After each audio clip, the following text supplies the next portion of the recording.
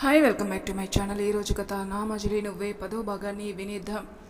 కార్తీక్ అసలు నక్షత్ర ఇలా కన్విన్స్ చేస్తుందని ఊహించలేకపోవడంతో ఆశ్చర్యంగా చూస్తూ ఉన్నాడు.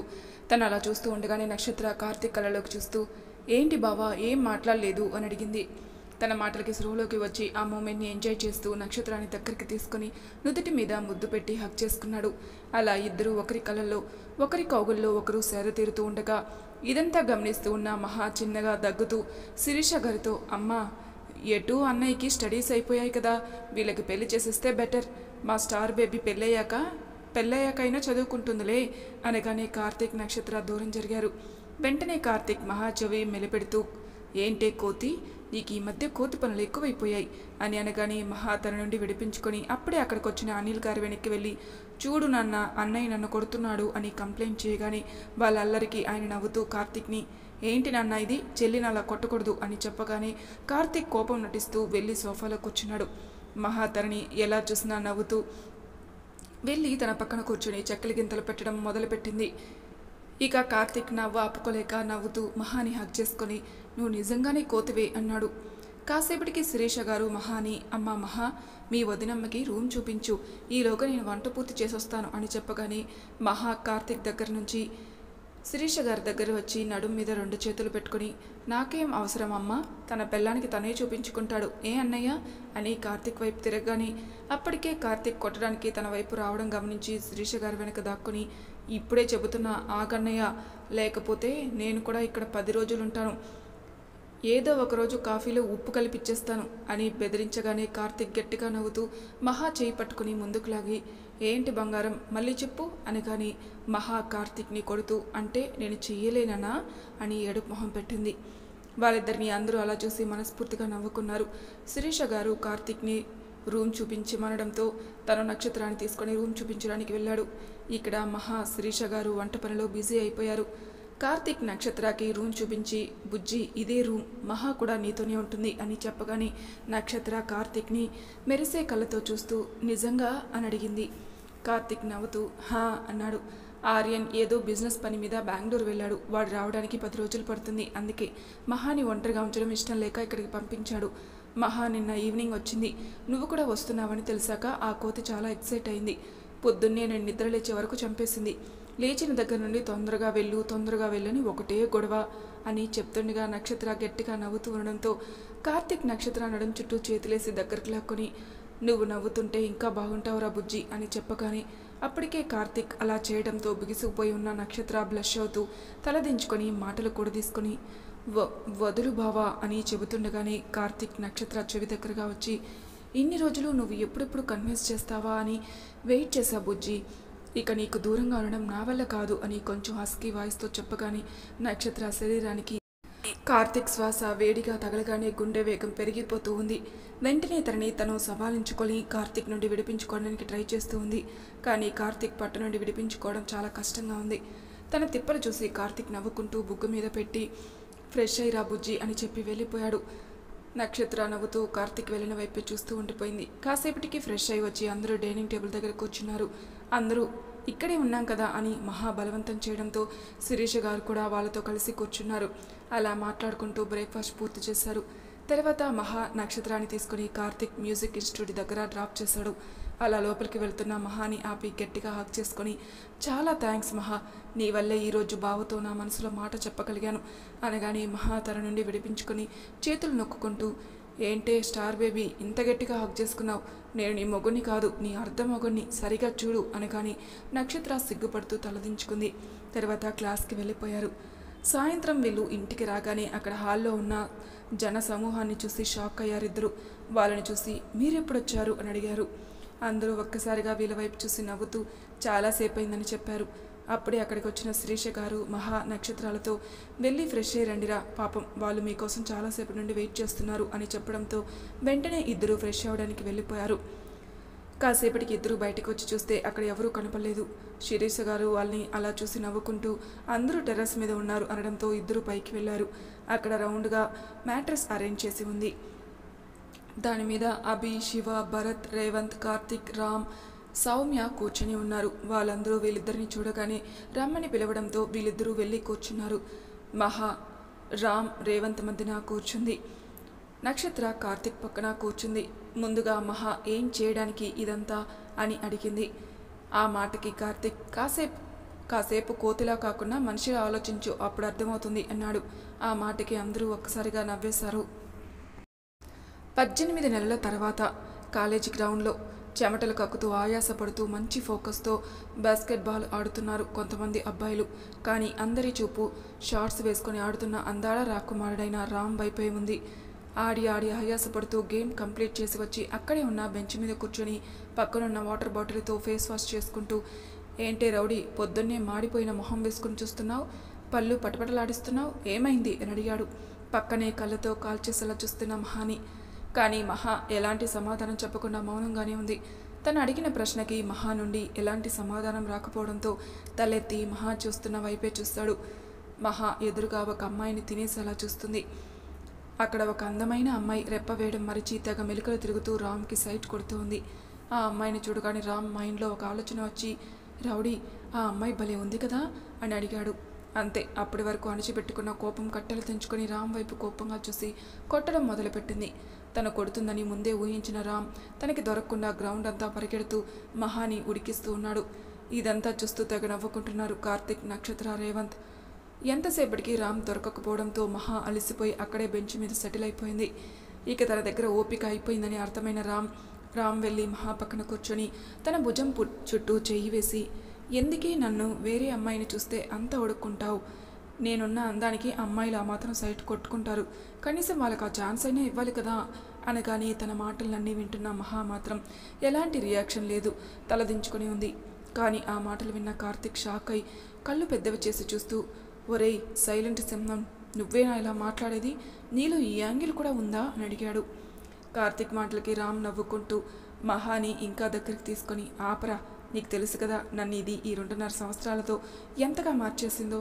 జస్ట్ దీన్ని సరదాగా ఆడుకుందామని అలా అన్నాను, కానీ చూడు దీని నుండి ఎలాంటి రియాక్షన్ లేదు అంటూ మహా చిన్ను పట్టుకుని తలపైకెత్తాడు. అప్పటికే మహా ట్యాప్ తిప్పేసింది. మహా ఏడవడం చూడగానే రామ్కి చాలా బాధేసింది. వెంటనే తనని గుండెలపై పొదుముకొని, సారీరా, సరదాగా అన్నాను, ఇంకెప్పుడు ఇలా మాట్లాడను అని చెప్తుండగానే మహా రామ్ని ఇంకా గట్టిగా చుట్టేసి చిన్నపిల్లలా ఏడుస్తూ, నువ్వు నాకు మాత్రమే సొంతం, నువ్వు మొత్తం నాకే కావాలి, నిన్ను వేరే అమ్మాయి చూడడం కూడా నేను తట్టుకోలేను, నిన్ను ఏం చేసినా నేనే చేయాలి అని అమాయకంగా చెప్తుంటే రామ్కి నవ్వొచ్చింది. నవ్వుతూ తన కురులు చెవి వెనక్కి నెడుతూ, ఏం చేస్తావేంటి అని అడిగాడు. ఆ మాటలు అంతరాత్రం అర్థం కాని మహా, ఏమైనా చేస్తాను అని చెప్పింది. వీళ్ళ సంభాషణ తీరు మారడంతో కార్తిక్కి అర్థమైంది. ఇక అక్కడ ఉండకూడదని భావించి నవ్వుకుంటూ వెళ్ళిపోయాడు. కార్తిక్ వెళ్ళాడని కన్ఫర్మ్ చేసుకుని రామ్ మహా చెవి దగ్గర తన పెదాలు తాకేలా, అయితే నాకొక ముద్దివ్వు అని హస్కీగా అడగగానే రామ్ పెదాలు తన చెవిని తాకడంతో మైమరిచి తనేమందో అర్థమై బ్లష్ అవుతూ రామ్ని ఇంకా గట్టిగా చుట్టేస్తుంది. రామ్ మహా చెవిపై ముద్దాడి చిన్నగా మునిపంటితో కొరికాడు. అసలు ఊహించని ఆ చర్యకి మహా షాక్ అయి ఉండిపోయింది. రామ్ ఉఫ్ అంటూ మహా మొహంపై గాలి ఊదగానే వెంటనే తేరుకొని కోపంగా చూస్తూ, నీకు అసలు బుద్ధుందా? ఇది కాలేజ్ అనుకుంటున్నావా లేకపోతే నీ బెడ్రూమ్ అనుకుంటున్నావా అని చాలా సీరియస్గా అడిగింది. తను అలా అడగగానే రామ్ నవ్వుతూ మహా నడం పట్టుకొని దగ్గరికి లాక్కొని, నన్ను ఇలా తయారు చేసింది నువ్వేనే రౌడీ, నేను రోజు ఏదో ఒకటి చేయకపోతే నాకు నిద్ర పట్టదు, అయినా నేను పేరుకే కాదు గుణంలో కూడా రాముణ్ణి, అది నీకు కూడా తెలుసు కదా, అయినా ఇప్పుడేమైంది, నేను ముద్దు పెట్టుకుంది నా రౌడీనే కదా, ఇందులో తప్పేముంది, అయినా కాలేజ్ అంటావా, ఇప్పుడు ఇక్కడ ఎవరూ లేరు, మనమిద్దరం తప్ప అంటూ కళ్ళతో చుట్టూ చూపించాడు. చుట్టూ ఎవరు లేరని అర్థమైన మహా, నువ్వు మరీ ఇంత అల్లరి చేయడం, నన్ను టెన్షన్ పెట్టడం బాగా అలవాటైపోయింది నీకు అంటూ ప్రేమగా కసిరి తన నుండి విడిపించుకొని, ముందెళ్ళి డ్రెస్ చేంజ్ చేసుకో, నువ్వు చేసే ఎక్స్పోజింగ్కి ప్రతి అడ్డమైన వాళ్ళు నీకే సైట్ కొడుతున్నారు, చూడలేక చేస్తున్నాను అని చెప్పి బైక్ దగ్గరికి వెళ్ళిపోయింది. తన మాటలకి నవ్వుకుంటూ వెళ్ళి డ్రెస్ చేంజ్ చేసుకుని వచ్చి బైక్ స్టార్ట్ చేశాడు. బైక్పై వెళుతూ తనని చుట్టుకున్న మహా చేతిని ముద్దాడుతూ, రౌడీ, రేపు అమ్మా నాన్న వస్తున్నారు గుర్తుంది కదా అని రామ్ అడగని భయంతో మహా ఇంకా గట్టిగా తన పట్టు బిగిస్తూ, నేను మీ వాళ్ళకి నచ్చుతానా అని అడిగింది. తన మాటల్లోని భయం, కంగారు అర్థమైన రామ్ బైక్ ఒక చోట ఆపి మహాని దిగమని తను అలానే బైక్పై కూర్చొని మహా చెంపలు పట్టుకొని, చూడు రౌడీ, నువ్వు నచ్చని వాళ్ళంటూ ఎవరు ఉండరు, నువ్వు ఆల్రెడీ వాళ్ళకి నచ్చేసినట్టే, ఎందుకంటే నువ్వు ఇక్కడున్నావు అంటూ తన గుండె వైపు చూపించి, మా అమ్మ నాన్న నా ఇష్టాన్ని ఎప్పుడూ కాదనరు, నేను ఎలాగో కంపెనీ పెట్టే ఆలోచనలో ఉన్నాను, స్టడీస్ అయిపోగానే ఆ పనిలోనే ఉంటాను, అదైన వెంటనే మనం పెళ్లి చేసుకుందాం సరేనా అని చెప్పగానే మహా టక్కున రామ్ని హక్ చేసుకుని తన గుండెలపై ముద్దు పెట్టింది. కాసేపటికి ఇద్దరు ఇంటికి చేరుకున్నారు. మరునాడు ఉదయం ఎయిర్పోర్ట్ బయట తమ అమ్మానాన్నను చూసి చాలా సంవత్సరాలు అవ్వడం వల్ల ఎప్పుడెప్పుడు వాళ్ళని చూద్దామా అన్నట్టు ఫ్లైట్ ఎప్పుడెప్పుడు ల్యాండ్ అవుతుందా అని కళ్ళల్లో ఒత్తిలేసుకొని మరి ఎదురు చూస్తున్నారు రామ్ భరత్లు. కొద్ది క్షణాల్లో ఫ్లైట్ ల్యాండ్ అవ్వడం, తమ తల్లిదండ్రులు రావడం, వాళ్ళని గట్టిగా చుట్టేసి ఉక్కిరి బిక్కిరి చేయడం క్షణాల్లో అయిపోయింది. అలా నలుగురు ఒకరినొకరు చూసుకొని సంతోషపడుతూనే ఆనందంతో కన్నీళ్లు పెట్టుకున్నారు. వాళ్ళ కన్నీళ్ళ భావం ఒకరికొకరు ఎంత మిస్ అయ్యారో వాళ్ళకి బాగా తెలియజేసింది. తర్వాత నలుగురు ఇంటికి చేరుకున్నారు. గుమ్మంలో సావిత్రి గారు వాళ్ళని ఆపేసి హారతిచ్చి లోపలికి తీసుకొచ్చారు. రఘురామ్ గారు, సావిత్రి గారు కూడా రామ్ తల్లిదండ్రులను చూసి చాలా ఎమోషనల్ అయ్యారు. కాసేపటికి ఫ్రెష్ అయి వచ్చి కబుర్లో మునిగిపోయారు. రామ్ తల్లి వసుధ గారు వంటింట్లో అత్తగారికి సహాయం చేస్తూ ఆవిడ ఆరోగ్యక్షేమాలు తెలుసుకున్నారు. కాసేపటికి స్నాక్స్, కాఫీ తీసుకుని వాళ్ళు కూడా అందరితో కలిసి కబుర్లు చెప్పుకుంటూ ఉండగా రామ్ తండ్రి హరీష్ గారు, రామా నా కోడల్ని ఎప్పుడు చూపిస్తావు అని అడిగారు. ఆ మాటకి వసుధ గారు కూడా, అవును రామా ఎప్పుడు చూపిస్తావు నా చిట్టి బంగారాన్ని అని అడిగారు. ఆయన మాటకి రామ్ నవ్వుతూ, తప్పకుండా చూపిస్తాను, కాకపోతే అది మన ఇంటికి రావడానికి భయపడుతుంది. అసలు నేను ఎయిర్పోర్ట్కే తీసుకొద్దాం అనుకున్నాను, కానీ ఆ తెక్కది నా మాట వినలేదు. నాకు భయం వేస్తుంది, నా వల్ల కాదని ఒకటే గొడవ చేసి చంపేసింది అని చెబుతుండగానే అందరూ తెగ నవ్వుకున్నారు. అన్నయ్య నువ్వు ఇలా అన్నావని మహాకి చెప్పనా అని బెదిరిస్తూ అడిగాడు భరత్. రామ్ చురుగ్గా ఒక చూపు చూసి వాళ్ళ నాన్నతో, దాన్ని ఇక్కడికి ఎలా రప్పించాలో నాకు బాగా తెలుసు. అది ఆల్రెడీ దారిలో ఉండుంటుంది, కాసేపట్లో ఇక్కడ ఉంటుంది, కాకపోతే ఇప్పుడు దాని విశ్వరూపం అంతా చూపిస్తుంది. మీరెవరూ భయపడకండి అని చెప్పాడు. రామ్ మాటలు అర్థం కాక అయోమయంగా చూస్తూ, ఏం చేసావన్నయ్య అని అడిగాడు. భరత్ ఎక్స్ప్రెషన్కి రామ్ నవ్వుకుంటూ, ఆ అమ్మా నాన్న నాకు ఆల్రెడీ వేరే సంబంధం చూశారు, ఆ అమ్మాయి నాకు బాగా నచ్చిందని చెప్పాను. ఇప్పుడు చూడు ఆగమేఘాల మీద పరుగులు తీస్తూ వస్తుంది అనగానే భరత్ గుడ్లు తెలిసి, ఏంటన్నయ్య ఇలా తయారయ్యావు, మహా నేను బాగా చెడగొట్టేసింది, ఎలా ఉండేవాడివి ఎలా అయిపోయావు, నీలో మాకు ఇంకో మనిషి కనిపిస్తున్నాడు అని చెబుతుండగా అప్పుడే అపర కాలిలా నిప్పులు చెరుగుతూ చేతులు రెండు నడుం మీద పెట్టుకొని గుమ్మం దగ్గరే ఆగిపోయింది మహా. తనని అలా చూడగానే భరత్కైతే పై ప్రాణం పైకే పోయేలా ఉంది.